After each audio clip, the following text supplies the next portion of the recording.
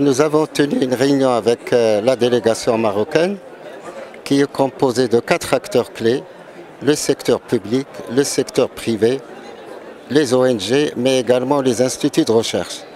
L'objectif, c'est comment mettre en place un objectif commun, sachant que les approches sont différenciées, et de voir dans quelle mesure on peut partager des objectifs concernant la COP 23. Tout le monde sait que lors de la COP 22, le Maroc il a pu quand même mettre en place une mobilisation exceptionnelle.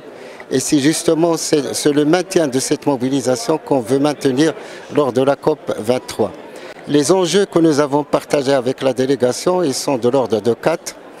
Donc il y a le premier qui est extrêmement important, c'est l'enjeu de l'adaptation.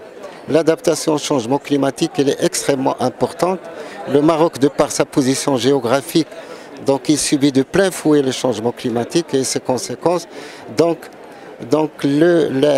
l'adaptation constitue un axe important. Le deuxième axe sur lequel on a mis l'accent également, c'est le financement. Tout le monde sait que l'engagement du Royaume du Maroc avec une ambition de 42%, mais qui nécessite une mobilisation de 50 milliards de dollars.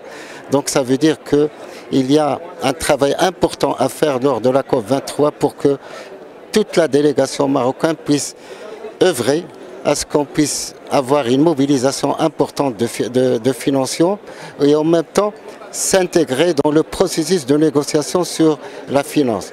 Le troisième axe sur lequel on a partagé également avec la délégation, c'est l'implémentation de l'engagement.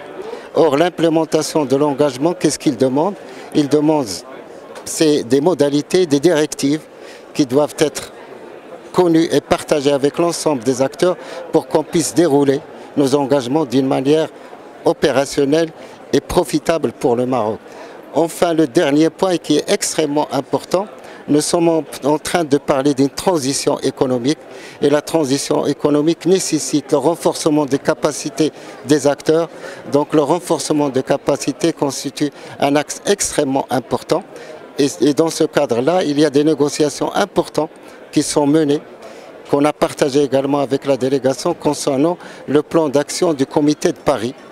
Le comité de Paris dont le Maroc, il co-préside avec la Finlande toute la dynamique en matière de renforcement des capacités dans cette COP. Donc en même temps, c'est dans cette logique-là que nous avons fait cette réunion, mais également on a mis en place un cadre qui permet d'avoir un reporting de tous les acteurs pour qu'on puisse avoir un échange, qu'on puisse travailler dans une logique d'émission, mais également de réception, c'est-à-dire dans les deux modes. On vient donc tout juste de terminer un briefing de la société civile sur les grands enjeux de la COP 23 qui a lieu ces 2 semaines à Bonn, en Allemagne, et qui s'inscrit dans le leadership démontré par le Maroc lors de la COP 22. Et donc l'objectif de la COP 23 est vraiment de bâtir sur les résultats et le legs de la COP 22 sous la présidence marocaine. Et les organisations de la société civile sont donc très important, notamment dans la mise en œuvre des actions climatiques au Maroc et pour pérenniser toutes les annonces et toutes les initiatives lancées par la présidence marocaine l'année dernière, mais aussi dans leurs propres réseaux internationaux lors desquels ils peuvent influencer et nourrir la négociation. Donc on a eu une réunion très constructive et nous aurons des briefings tout au long de la conférence.